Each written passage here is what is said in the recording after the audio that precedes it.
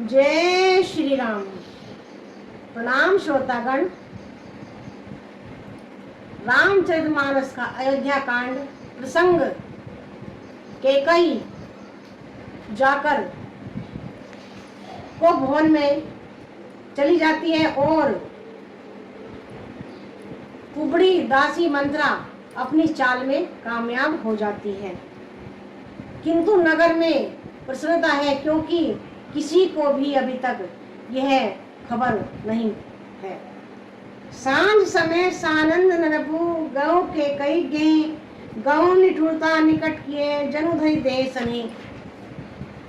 संध्या के समय राजा दशरथ आनंद के साथ केकई के महल में गए, मानो साक्षात स्नेह ही शरीर धारण कर निष्ठुरता के पास गया हो, क्योंकि राजा दशरथ इस छल से अभी कोसों दूर थे, इसलिए प्रसन्न मन से केकई के पास गए।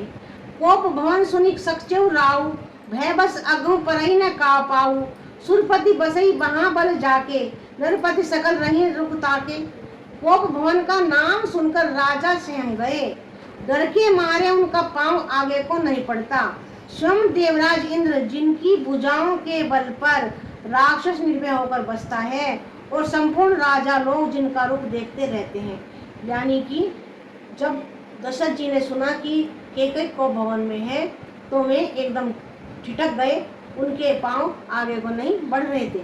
सो सुनी तियरिस गई सुखाई देखहु काम प्रताप बढ़ाई। सूल पुलिस असि अंग विहारे तीरथ ना सुमन सर मोरे। वही राजा दशरथ स्त्री का क्रोध सुनकर सूख गए। कामदेव का प्रताप और महिमा तो देखिए, जो त्रिशूल वज्र और तलवार आदि की चोट अपने अंगों पर सहने वाले हैं, वे रतिनाथ कामदेव के पुष्पबाण से मारे गए। सभे नरेशु प्रिया पहि गऊ देखी दशा दुख दारुण भऊ। भूमि सैन पटु मोट पुराना दिए डारी तन भूषण नाना। राजा डरते डरते अपनी प्यारी केकई के पास गए। उनकी दशा देखकर उन्हें बड़ा ही दुख हुआ। केकई जमीन पर पड़ी है, पुराना मोटा कपड़ा पहने हैं, शरीर के नाना आभूषणों का उतार कर फेंक दिया है। यानी केकई सारे वस्त्र आभूषण उतार दिए और मोटा कपड़ा पहनकर जमीन पर लेट गई। उसको देखते ही राजा एकदम सहम गए कि कारण क्या हुआ। कुमति कसी कुवेशता भाभी अन अहिवात सूच जनु भाभी। जाय निकट रूप के मृत बानी प्राण प्रिया के हेतु रिसानी। उस दुर्बुद्धि केकई को यह कृतवेशता देखकर मानो विधवापन की सूचना दे रहा हो। राजा उसके पास जाकर कोमल वाणी से बोले, हे प्राण प्रिय, किस लिए रूठी हो। यानी केकई को उस वेश में देखकर, मोटे कपड़े पहने और बिना आभूषण के देखकर राजा उसके पास बड़े प्रेम से बोले, हे प्रेम प्राण प्रिय, तुम ऐसे कैसे लेटी हुई हो और क्यों रूठी हो, क्यों नाराज हो। कई हेतु रानी रिसानी परसत पानीपति ने वराई। मानो सरोज भुंग बामिनी विषम भाती निहारई।